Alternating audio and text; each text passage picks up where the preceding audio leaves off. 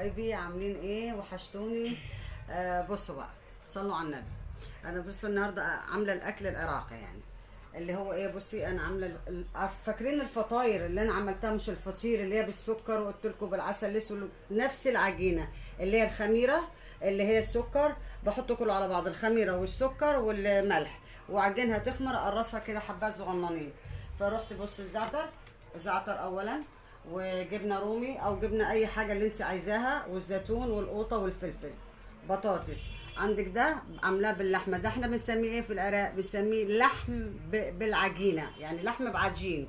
بس احنا ايه عاملاه ايه صغنن، مش كبير، على ايه، على قد الايد. بصي بتتعمل ازاي كده اهو، تديها للايه للعيل كده اهو، تقعد ياكل بيها. ده حاجه. بصي دي انا عامله دي برده كده نفس الموضوع، نفس كله نفس العجينه. بصي اهي، طبعا سخن مولع زي ما انتم شايفينها كده اهي.